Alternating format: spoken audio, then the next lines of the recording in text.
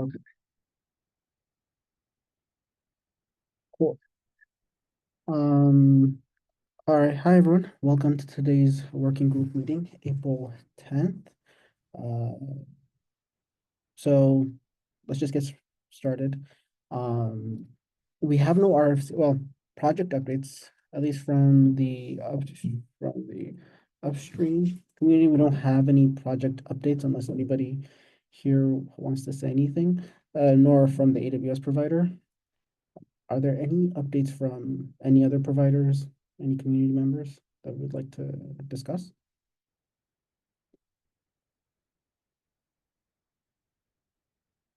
Okay. If not, I'm from the Azure provider, and I have an issue I'd like to discuss, but not any updates. okay, yeah, please feel free to put it in as part of like the community question section, and then we can make sure to discuss it. Okay, cool. We don't have any RFCs into today's docket, so I think we can get straight into the community question section. Unless anybody else has anything, any comments beforehand. Okay, cool. Let's just get right into it then. So the first thing that we wanted to discuss is the issue around startup taints. We had a conversation around this in the last working group meeting, and I think we, at least from the maintainer team, we mainly wanted to, well, there's more people here as well, and wanted to make sure that we can rediscuss this. And then there is also, I recently posted another idea, an alternative solution that we can potentially take that isn't a breaking change and allows for easier migration story. I guess just to do a quick recap of this issue. As it stands today, Karpenter, the upstream project, when a node registers, will reconcile the startup taints, as well as some cloud providers inject the startup taints as part of the node bootstrap script. And so the issue with that is present here is that that reconciliation process from the upstream project can cause some race conditions as some agents, some daemon set agents or general agents that are running the processes that are running on these nodes typically remove the startup taints once and never attempt to remove it again. You run into a race condition if the agent has gone through, removed the startup taint, and Karpenter comes along again and as in the startup taint, that node can, in some cases, become, well, unschedulable since some application pods will not be tolerant to it. So there was several solutions to this that were proposed, one of which was doing a selector-based mechanism on the applications where customers could conditionally allow pods to schedule and not to schedule on these nodes. As well as the other option of just like flat out removing the reconciliation from the upstream project and doing like a major version bump. There is now a third option that I just posted here is having a mechanism, having a doing the reconciliation in the upstream project based off of a label that is injected by the cloud provider.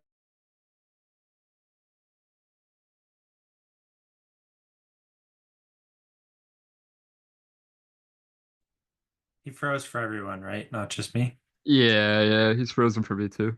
Yeah. At least in my opinion, this is kind of seems like a cleaner way of solving this you cut, cut out there. Manuel, you cut in and out. Yeah, Oh. you need to back up like 30 seconds. Okay, my bad. Okay, I guess I'll just talk about the proposed solutions that have been mentioned. I'll start from there if that's okay with everyone. Yeah, I think you can just start from where you were talking about your proposal. That's Yeah. pretty much where it cut out. Yeah. Okay, cool. Yeah, the proposal here is genuinely having a cloud provider managed label that will be added to these nodes upon registration. And this would be a signal for Karpenter whether or not to reconcile the startup taints and generally the taints on the nodes. The nice thing here is that customers do not have to be aware of, or users don't have to be aware of this whatsoever. And the onus really is on cloud providers to allow this integration. One of the main drawbacks, at least from the at least Karpenter provider, was that there is a custom AMI support that is available on the node classes, and this is effectively a mechanism that customers can just provide any sort of AMI, and then that AMI will just register to the node, and we would have had this reconciliation. Now this also allows an easy migration path for users to just make sure they add this one particular label inside of the user data and does the migration nicely for them. This is main biggest advantage is not a breaking change and solves the problem, or at least provides a migration path to making sure that at least Karpenter can now do the correct or the expected behavior with working with different components inside of the cluster.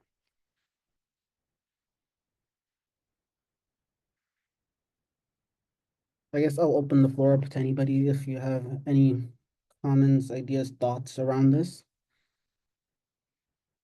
Yeah, I like the idea of having it like opt in, I guess, if we're worried about safety, but I still really feel that this is a bug, right? It's a race condition.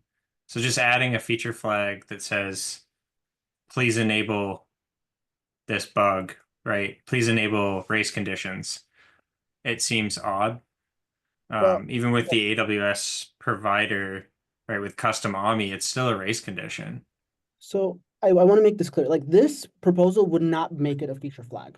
So what this proposal does is that cloud providers just need to now make sure that they're adding this particular label that will make sure that the upstream project does not reconcile the startup taints. It wouldn't be a feature flag, if that makes sense. So I think if I understand correctly, at least the advantage of doing it this way is that if someone was using a custom AMI, so they're not getting labels and taints automatically registered, they wouldn't see breaking change when they upgrade, but everyone else would automatically benefit from this without any changes on their side. And then users for custom AMIs could go ahead and add this label themselves when they migrate over their startup taints into their user data. Yeah, exactly. So the default behavior will be no race condition, but it avoids making a breaking change for users with custom AMI family. And still gives them a path to getting to no race condition. I think we should release this. I mean, personally, I'm a fan of, I think of the proposals. This is my favorite. I was kind of the, I guess, the holdout, also to get context on, like, we did go talk to some, or at least Emmanuel did go talk to some like SIG Node and some CSI. I think the most convincing thing about not reconciling or off the taint was every daemon set pod would have to have a watch, which would be a lot of requests persistently all the time. So I think I'm pretty convinced that, like, obviously that's not the right way to go, especially with the current state of the world. I think and I think generally speaking, I agree with Jeremy, like, this is not the right behavior. It is a bug, but I do think we can't just drop, like kind of what Jason said, we can't just drop our reconciliation behavior without informing people.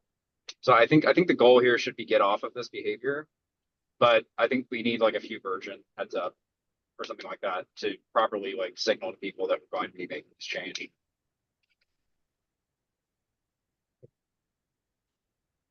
Yeah. So, yeah, I mean, unless anybody else has anything to add, I'm willing to just say, let's have any objections or any other ideas inside of the issue so that we can keep the history.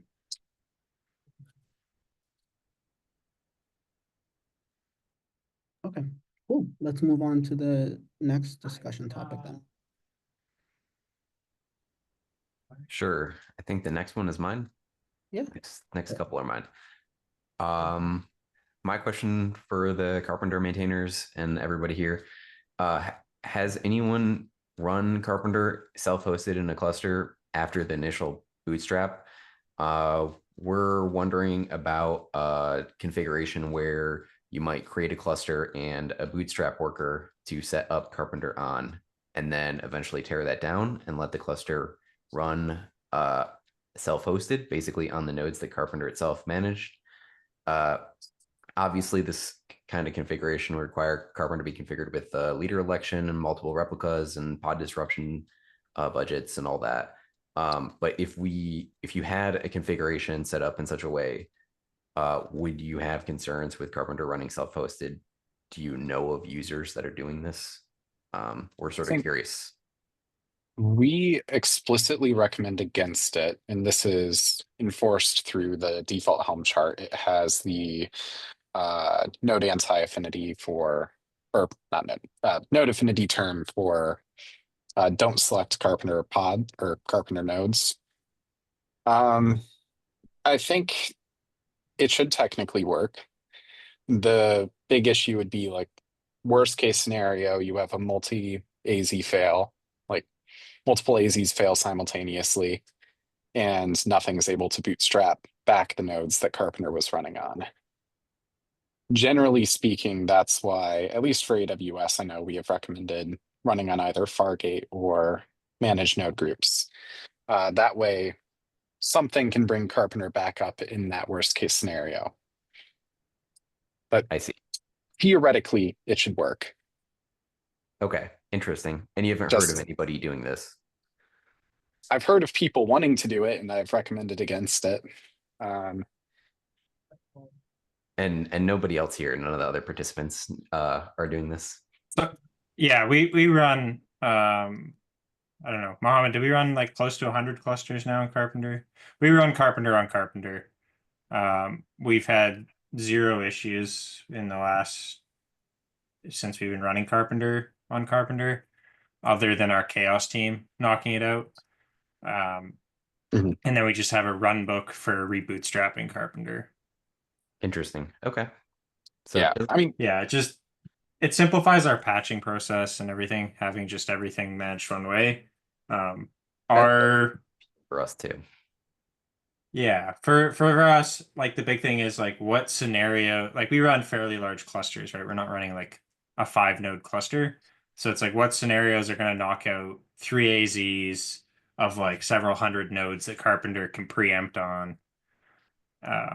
You know, yeah, at that point, it's like if we have an extra 5 minutes or 10 minutes to rebootstrap a cluster, it's not super important. And we're building automation around that too. So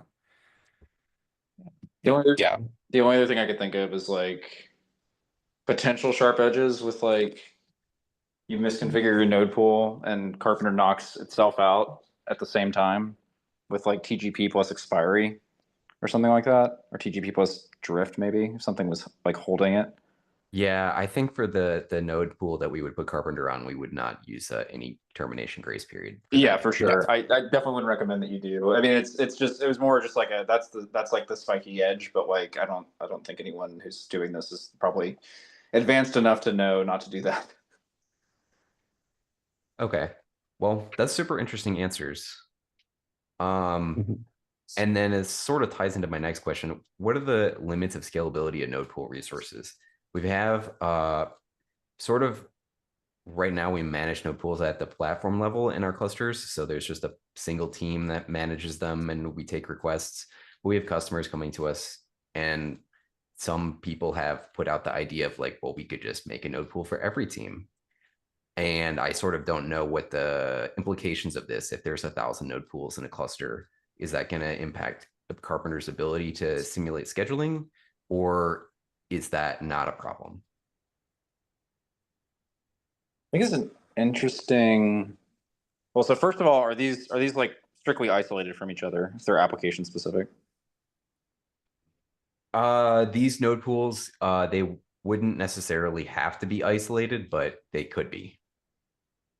Okay, yeah. It's the only not reason a I was hard- asking that was because I was just like toyed around with the idea of sharding, and with applications like with things being strictly like separated from each other, then you potentially could shard out Carpenter across those isolation boundaries.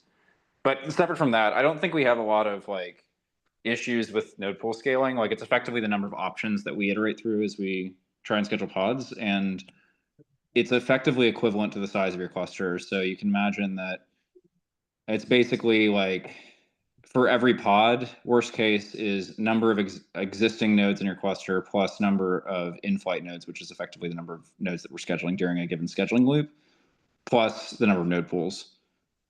So it's effectively equivalent to the size of your cluster. Like if you have a mega cluster and like some sufficiently small number of node pools, it's like almost a non-issue.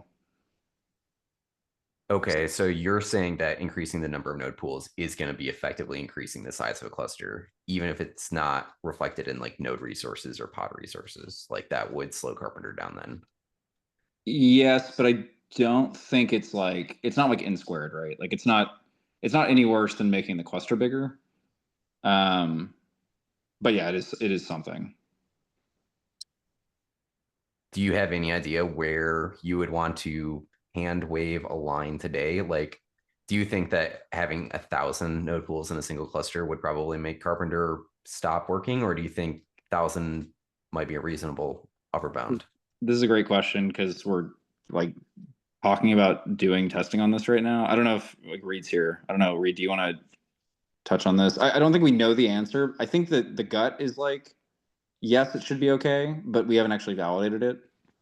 Yeah, I think one of the things that I was thinking about is, I mean, there's also possibly in consolidation ways that you can get around things. I've been trying to play around with the idea of how if I've been trying to figure out and actually test with some data plane that has a large number of these node pools.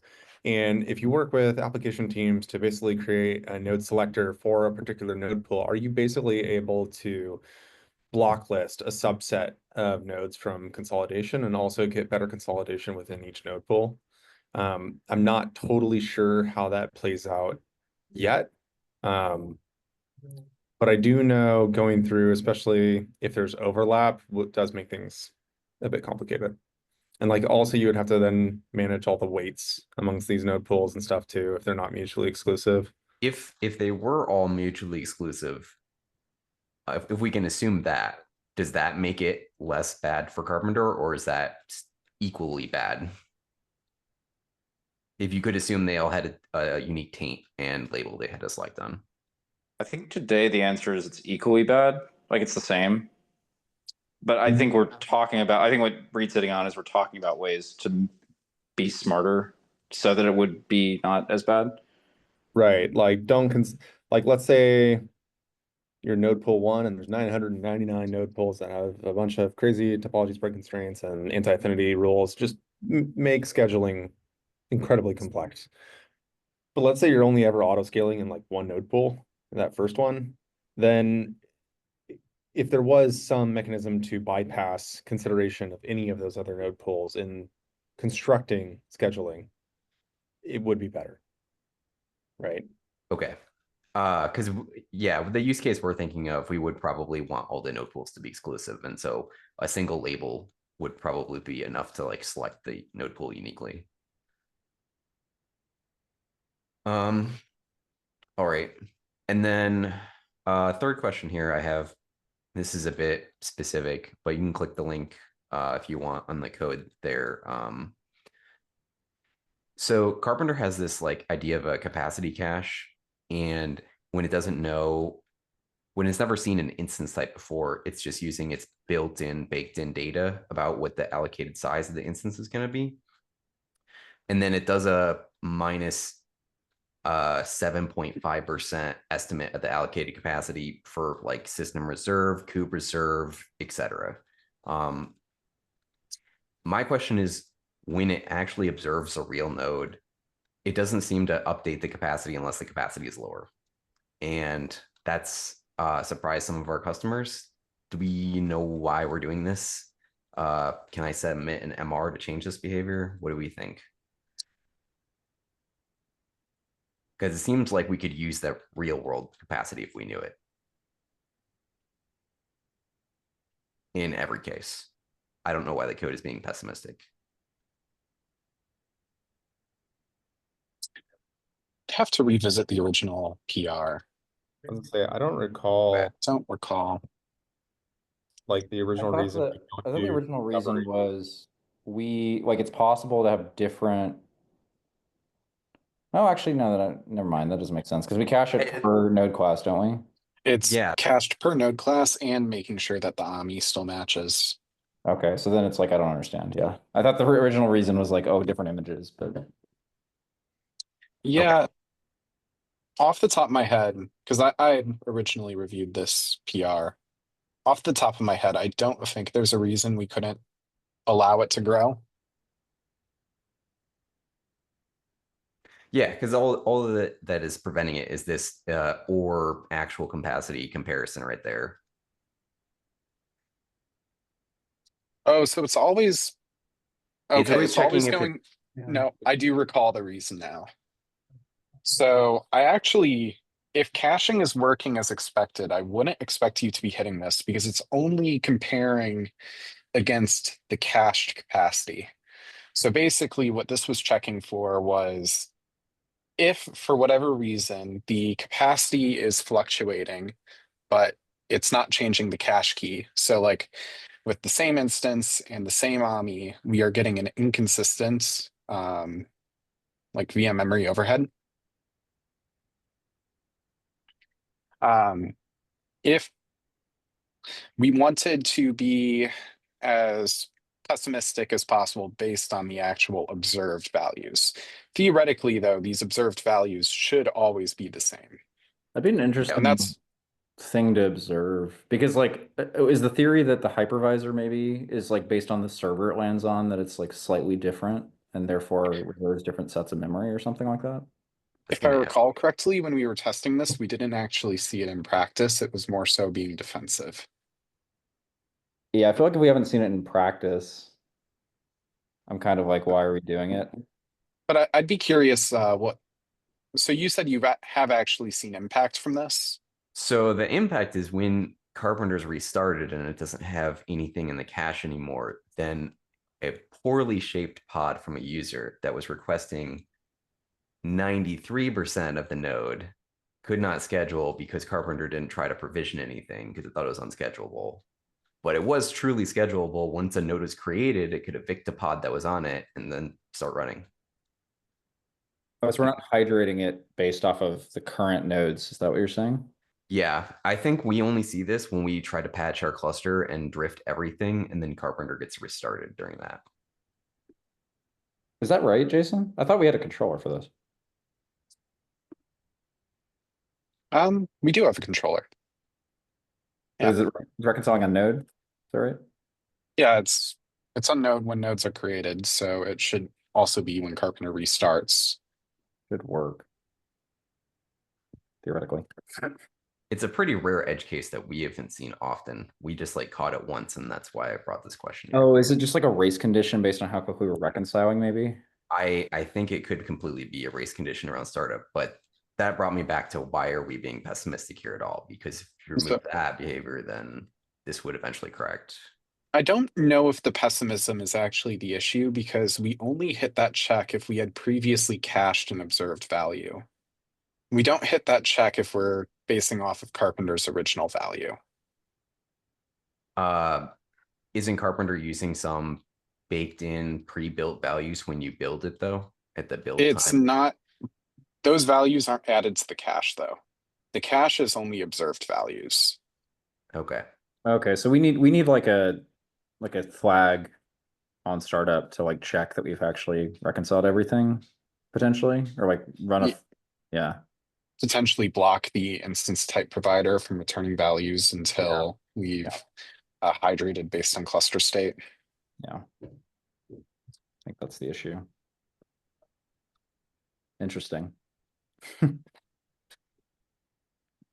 Yeah, it's not something we've seen commonly.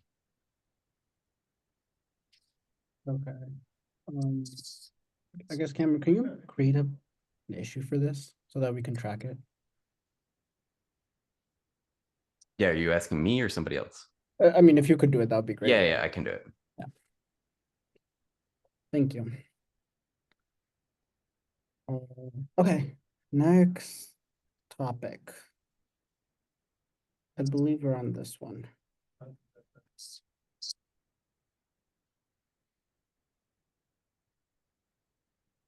Okay.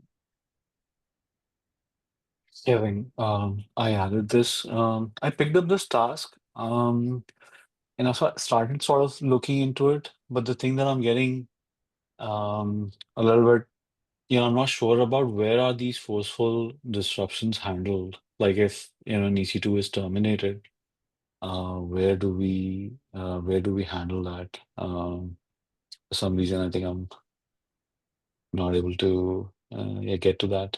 If anyone has any ideas. So I think it's basically any place we call node claim delete directly. That basically what we need to do is we need to basically update the status. It's in the same way we're doing it in the disruption controller, which I think I linked here. Mhm. We need to update the status condition ahead of delete. And that's basically all it amounts to. It's like in the interruption controller and the expiration controller, there's going to be like a c.kubeclient.delete node claim. And before we do that, we need to update the status condition to whatever type of disruption it is. Okay.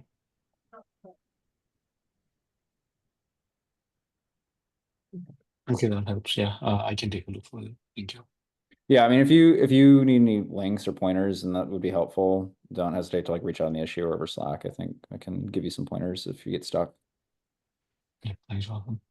Cool. We have one other issue to discuss. Yeah, so I wrote a big sort of write-up about where we think an improvement could be made here. But maybe let me just give a bit of context as to how the Azure provider works or how the Azure Compute API works so that folks understand the issue that we're seeing. So basically when Cloud Provider Create gets called, we obviously go and make calls to the underlying Azure Compute APIs to make some VMs.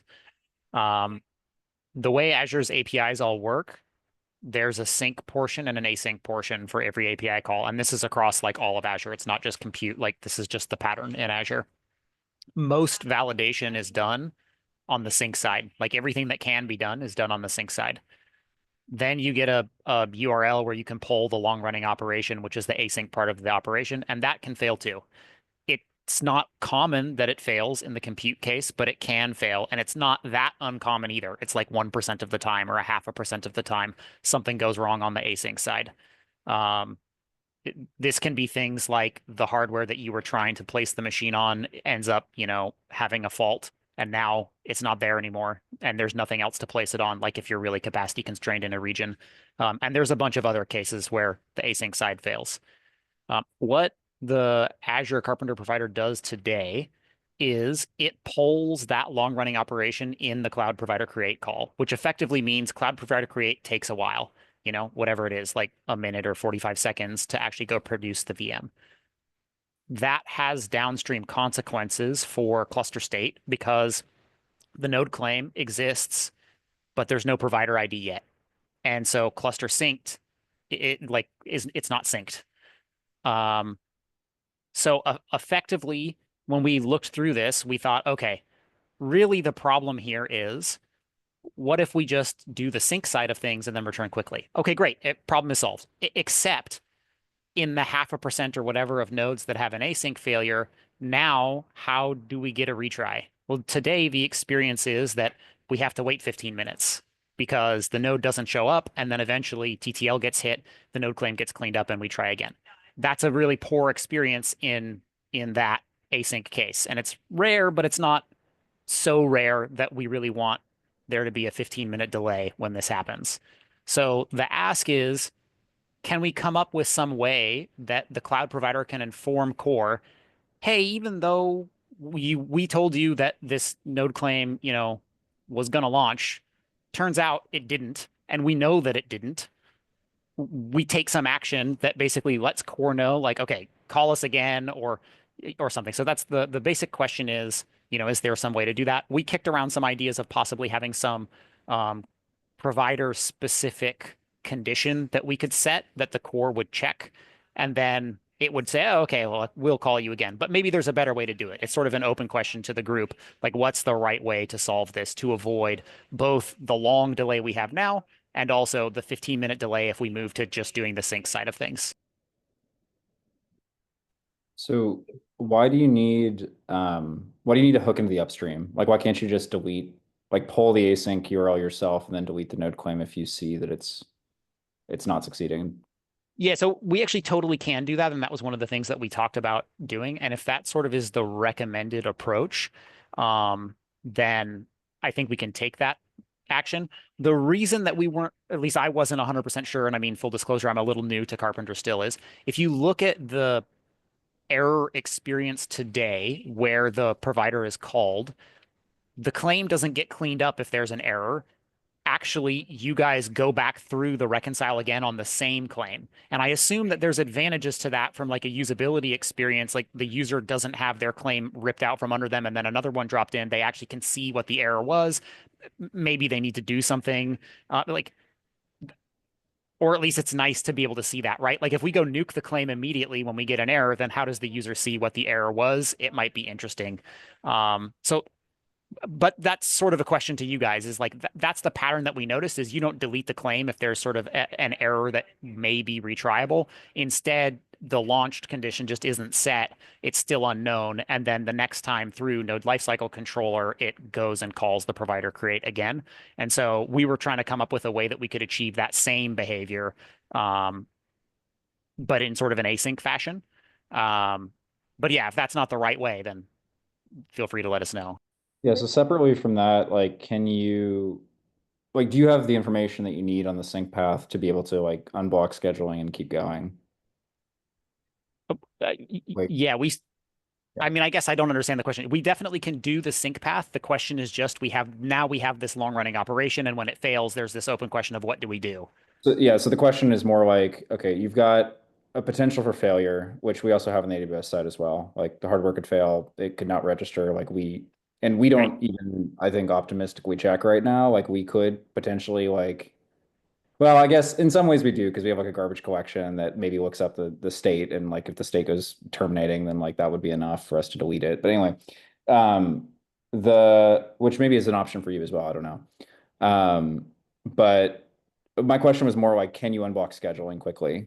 Like, do you have to wait around that entire time, or can you like resolve the details you need to resolve quickly and then keep going? Yeah. So we can resolve the details. So we could just submit the request. We would get the provider ID. We know exactly the configuration of the thing that's being deployed. Like that's all decided, right? Like the question is just, did it actually make it or not? That's where all the waiting is did it make it? And yeah, what you're saying that AWS has the same issues. My expectation was sort of like every provider has this problem of like there is some time between you asked for a machine and you actually get one. What happens when the provider knows the machine's not going to come up? Do we have to wait the TTL, or is there some other way for us to inform you? Yeah, I mean that is the garbage collection mechanism today, effectively. I mean, we don't have an async URL, so there's no like maybe more aggressive polling that we do, but we effectively just do a describe or like a list across all the nodes and then compare that to the node. Like we do a list across all the instances inside of EC2 that are like owned by this cluster. And then we do a list against our node claims that exist on the actual cluster as API server objects. And we stop getting nodes like instances from EC2 because we filter out certain states, including terminating, or terminated. I can't remember, but something like that. Like if something were to like die more quickly, like we basically have a 1-minute poll where we would check if this thing died, then that means that it's no longer alive and we should delete the node claim for it. So that would be like the more aggressive checking that we have today if something fails. I think we also, I mean, we do have eventing as well. Like we get a heads up through EventBridge, which is like the eventing service for AWS that like things are getting torn down, which is actually an even quicker way that we get informed. So like there's a very common scenario, I guess I can give you where things like fail and we didn't necessarily like it's async, but maybe it shouldn't be, but it does. It exists as an async failure today, which is somebody has an encryption key that EC2 doesn't have permission to use. So they like assign an encryption key to the region, but they didn't give EC or I think EBS, either EBS or EC2. They don't give them permission to actually access that key. And EC2 is not aware of that before it launches the instance. So it like launches the instance, it tries to connect the EBS root volume and it fails because EBS doesn't have permission to encrypt the volume. And then that causes EC2 to just clean up the instance immediately because the instance is just going to sit there in a half state. And so that's a case of like, well, we launched it successfully, we got details back. We thought it would succeed, but then later it didn't. And the path for us is like we get a heads up through the event bridge eventing, and then that causes us to terminate it more quickly. But that, And in what's the user experience for that? Like, how does the user know that this node was, do they need to go through the Karpenter logs or whatever? Like, how do they figure out that oops, like I've misconfigured my key and I need to go give permissions? Because if you delete the node claim, what are they looking at to find the error? yeah, there's an event and a metric, and that's what we've got today. Yeah, that's basically the best we've got today is like an event and a metric. So I mean, let me repeat back to you what you're saying and make sure that I understand. So one is you're saying you're using this delete the node claim when something goes wrong async pattern today in AWS. And so we could probably do the same thing and basically stop blocking and move to doing things where we delete the node claim.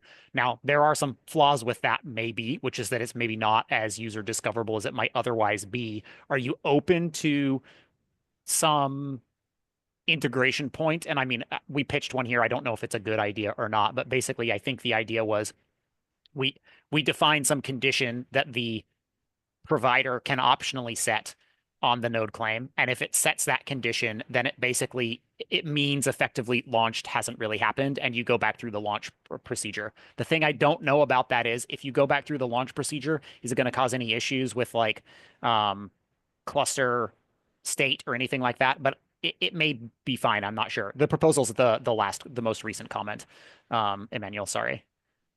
Yeah, I feel like, I mean, I'd be interested to read it, but I feel like the delete is maybe the most natural. Just because I mean, what you're telling me is like aligning exactly with like what we hit today in AWS. So like, I personally, I don't think we've heard complaints about observability when things like this happen. If we thought there was an issue, like there's maybe some interesting thinking around like, how do we either surface that through the node pool, or do we allow like node claims to stick around, but in a failed state for some amount of time and then reap them after some sufficiently long portion of time where people can actually look at them? Yeah, I mean, I guess this is the interesting. So and maybe we're doing it different than you guys are, or maybe we're not. But for example, for capacity failures where we try, because the claim, right, represents more than a particular size. It could be one of many, right? Like if there's a capacity failure, but that's not a fatal capacity failure, like there's another size for us to try, we return, the error in the node, in the cloud provider response, which triggers an immediate retry from that reconcile. It's not, what I mean? Like you don't delete the claim and then make a new one. And so it is, to me at least, it seems a little interesting that like, okay, one failure mode, which is transient, this capacity thing, we get a retry in this mechanism, but this other failure mode, which is also transient, but just so happens to be triggered by an async failure as opposed to a sync failure, produces a delete of the node claim. Like it's a different experience, even though it's really not fundamentally different. But is it transient? Like if the node claim is meant to represent like a capacity request and then also managing the capacity once it's launched, like if the thing launched and then failed, like I think kind of the tenet that we've been abiding by is like once the capacity is resolved, then it's like the request has been fulfilled, and then like if the thing goes away, the node claim then goes away. And so like I see the Okay. delete of the instance as like a terminal failure. Like that's like it's already been launched, you've already resolved it, and like it's gone now for whatever reason. Like I don't know. It seems kind of weird to me that you would then like is your theory that you would then like reattempt that node claim because the capacity failed during the async flow? So I mean, I don't, well, capacity can fail in the async flow for spot. I don't think it can for, well, maybe it can for non-spot too. But yeah, like in theory, at least the provider, I think, and Alex or Charlie, correct me if I'm wrong here, but I think there's really effectively no difference between calling the provider create again on the existing node claim or deleting the node claim and letting another node claim be created, except for the stuff that Carpenter Core does in the sense, I don't know if it produces an identical node claim the second time around or if it may be different. But if it produced an identical node claim, the cloud provider would do the same thing. The second call is the second call, I guess, regardless of which mechanism you use to get there, Yep. if that makes sense. Yep, that makes sense. Yeah, I think the other bit that I was gonna bring up, which you did mention, is that clusters change quickly, and like by the time we're actually doing the scheduling loop, like most likely, at least on the large clusters, we're already out of date to some degree, probably, especially clusters with high churn. So the longer you hold on to a decision, especially if the decision is not like resolving into a node, like the more wrong you're gonna be.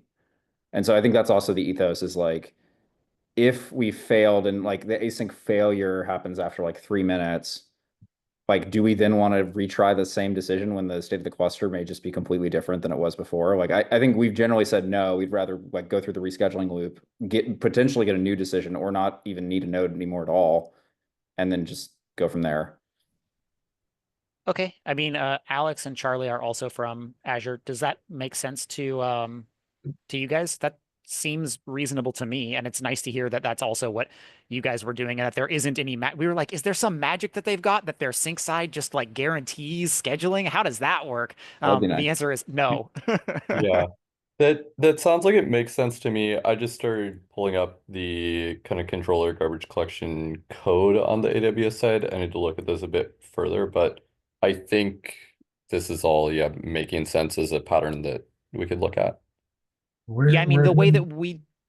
Oh, go ahead, Alex. Yeah, we're doing something very similar, right? We may need to look at the timing and the frequency and the delay there, but other than that, our garbage collection is essentially the same. I think it's basically identical. Like the code for particular virtual machine garbage collection was like really close, at least initially. So Yeah, I was going to say, I guess the only difference, though, that we'll have to look at and decide if we want to make use of or not is we do technically have a per VM async operation that we can pull at a more aggressive rate if we wanted to. And so, like, do we just do garbage collection, or do we also include this other signal in garbage collection, which is pulling the op URL for the node? But okay, that's something that we can figure out. If the recommendation is to do delete of the node claim, then we can figure out the best way to achieve that. There's one area I wanted to revisit. You were talking about whether we have all the scheduling information when we return from the create call. And if we return early, I think there might be some piece of information that we don't have, and that's the zone. In most cases, I think when we request a specific zone, I mean, we know the zone because we asked for it. I think there might be scenarios if we like request any zone, and we would only be able to find out which zone the VM landed at after it is provisioned. I don't think we use that right now, but it's probably worth thinking about like what scheduling information or what node claim properties you were concerned about, Jonathan, when you were asking if if we have everything when we return.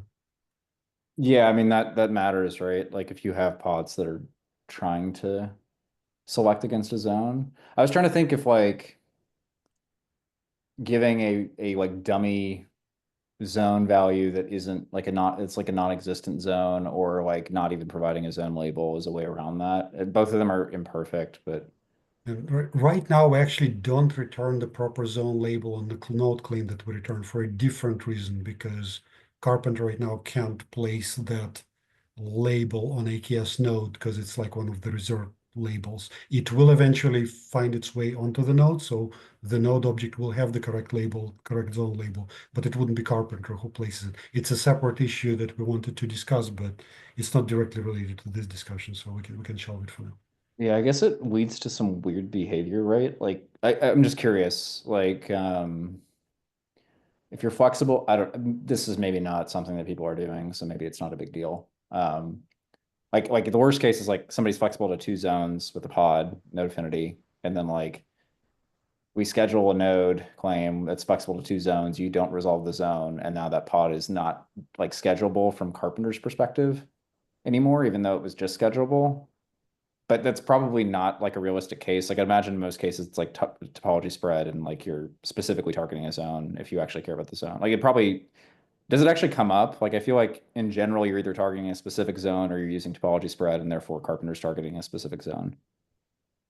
Yes, in most cases, we will end up using a specific zone either based on the constraints that go into the create call, or just choosing, randomly from the existing zones. We also need to look at the zone spread, but that's not there yet. Yeah. Yeah, I guess there are very few scenarios where you'd have an application pod like selecting on multiple zones, but not on others.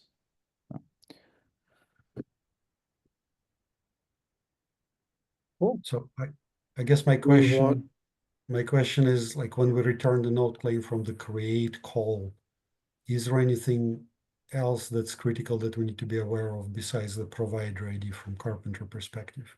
There is the set of labels, right, that Karpenter would want to reconcile, and like zone is one of the slightly problematic ones, but anything else that we need to think about? Resources, right? Like your allocatable resources. So the second that the provider ID gets resolved, and the thing is marked launched, I forget, Yeah. like I'd have to look at the code. From what I can remember, like then we deem it as an existing node, like it's in flight launching, and the way it's represented is allocatable capacity that's stored in the node claim, labels that are stored in the node claim. So the requirements are no longer representing that capacity. It's the resolved labels. So it's the resolved labels, the allocatable capacity, and the provider ID for the mapping. And I think that's it. Yeah, I think we'll have all of those, and like the capacity, assuming we calculate it right, it should be there. Okay. Cool. But yeah, it sounds like y'all basically have an eventing system. It's just a polling eventing system versus a Kafka style or something similar to that system. Do we want to revisit the discussion about intransient or persistent async failures?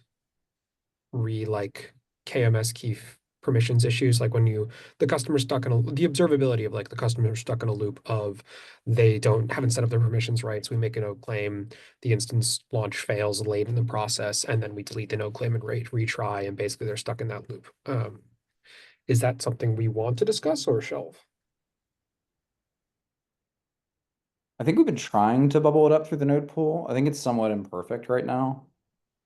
Like I think this is what Chiquisha had worked on and pushed through, was like, but it was like this node pool registration healthy condition, which is like if we've never registered the node or there's a persistent failure, like just bubble up the create failure through the node pool to solve for problems like this. But then the other side of that is like the way that we've modeled this, like the second we get a success, the failures are no longer captured. So it's probably imperfect in some way.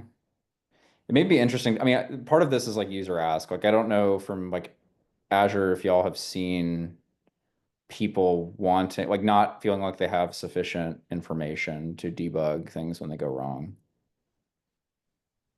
Would an extra condition on node class help? What kind of condition are you thinking?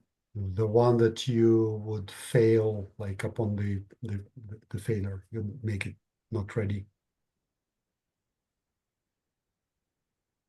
Yeah, so somehow, I mean, okay, at least on our side, we've been trying to model this as like a pre-flight check. It's imperfect because there's not, like, I wish we could do a pre-flight check on these KMS keys, because I think then, like, this is just a specific issue for us, like, but for a lot of the other authorization things, we're doing a pre-flight check on them. This is one of those, like, we talked about whether it should go in the node class or the node pool. And we eventually decided on the node pool. I feel like this is kind of the purpose of that condition. Like, I haven't thought deeply about it though. I mean, again, I'm back to like, if no one's complaining about this, then like we're kind of just spinning on something that doesn't matter. Um, but I'm kind of like, I haven't heard much about it, but I'd also like defer to y'all if y'all have heard a lot about it. I mean, Alex and Charlie, keep me honest here, but I don't think we've heard a lot about it because today there's no such thing as an async failure in the Azure provider. It's all sync, right? I think we were concerned about observability, especially because it may be the case that async failure is higher probability in Azure than it is in AWS. It all just comes down to how good we and the underlying compute infra is at doing all the checks that they can do on the sync side as opposed to the async side. And I do think we've seen in the past that some stuff ends up like starting out on the async side because it's just easier for them to check it there and then migrates to the sync side like eventually.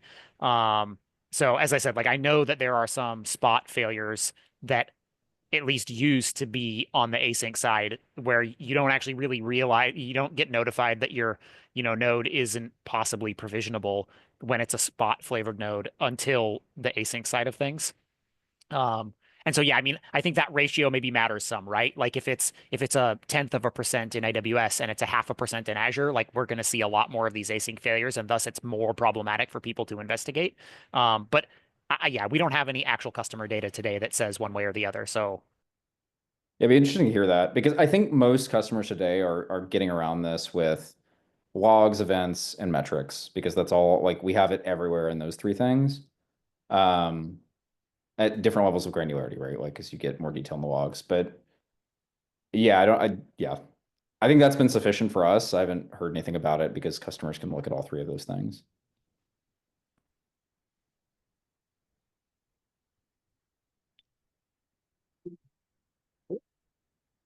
okay.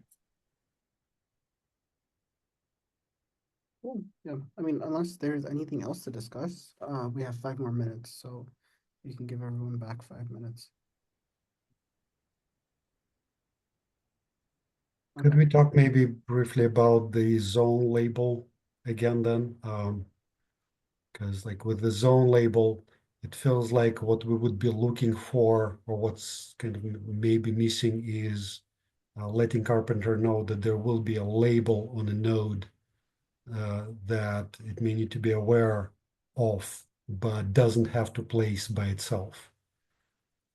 Right now, it's impossible to communicate something like this because if it exists on the node, but is not on the node claim, I think Karpenter would view it as a drift and will recycle the node. So that's So you want this is endeavor. back to the what we just talked about. You want like even after launched, you want a flexible label, basically. So here's the scenario. We want the support to support the requirement on zone, like say, node pool provision only in a particular zone, but we don't want Karpenter to put the zone label on the node. And today that's impossible because anything that's mentioned in the requirements of the node pool is expected to have a corresponding label that Karpenter will be placing. But why don't you want to put it on the node? Because right now, at least like in the current setup, Karpenter wouldn't have the permissions to do that. We have other mechanisms that put zone labels correctly on the node object when it appears. We may be able to resolve it on our side, but I was wondering if there's something on the Karpenter side that can be done. Interesting. Yeah, there's so many different things that would have to change.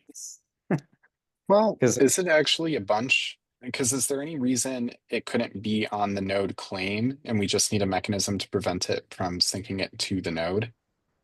yeah, I was also thinking about the flexibility thing. I guess that's kind of out of scope of what we're talking about. But yeah, I think with both of those things, I mean, yeah, you're right. It's just kind of it's not hard, it's just awkward, I guess. Yeah. It breaks the invariant, right? That any requirement has the corresponding label and everything that's around it. Quick question Well, about the requirements, not to totally derail, but like expanding flexibility to things. Jonathan, were you talking about like, say there's a requirement for one zone and then you add a zone and that's technically drift and then everything drifts? No, I was talking about what Alex was referring to, which is like, I don't know the zone. I'm like multi-zone flexible and I don't know the zone right now. And so if I like the way that it works today is like I expect all my like well-known labels to be resolved at launch time. But if zone can't be resolved at launch time, then it's going to break Carpenter's ability to like it's going to think it could have scheduled a pod to this node. Once the node launches, it no longer thinks it can schedule the pod because the label hasn't been resolved. Either that or you like take a guess at the zone and you might be wrong. And so you basically need to, I mean, maybe this gets resolved in a different way, like y'all could get the zone back somehow. But you basically need like a kind of a new mechanism, which is like, okay, here's all the labels you should think are static, and then here's like one label that isn't static still, which isn't really a concept today either.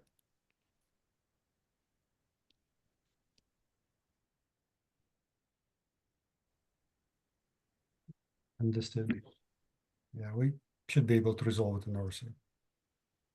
For both issues? Just for the zone label, essentially, would probably just need to make sure that Karpenter has permissions to put that label or is able to label the node with the correct zone.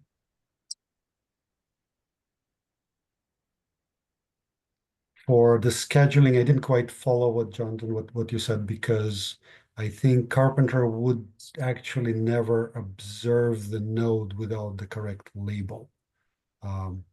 If I remember correctly, it is placed like on admission, not 100% sure, but Maybe I misunderstood what you were saying. I thought you were saying that you don't know the zone at launch time. no, under some rare circumstances. So those two are not related. The not knowing the zone at lunchtime is a little bit hypothetical. In most cases, we do know, but we don't want to return that label through the node claim because Karpenter wouldn't be able to place it on the node. Got it. Yeah, they're two different issues. I was talking about that issue there. But yeah, sure, less common because there's probably very few scenarios where a customer is like specifically targeting like multiple zones. Yeah, I mean, I think to Alex's point, the situations where we don't know the zone after the sync side of create are like if we don't specify it. Like I think what he's saying is basically it can be the case that the compute platform picks a zone on the async side of things. Like that's when the zone is chosen. And so when the sync side completes, like we don't actually know. But today we're not using that capability anyway, so it may not matter. And we could just, at least in theory, we could choose to never use it. Although I don't know if there's scenarios where we must use it for some reason. Yep, we're on the same page.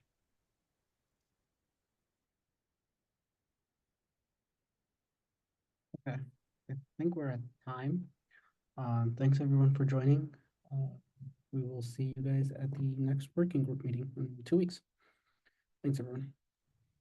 Thanks. Thank you.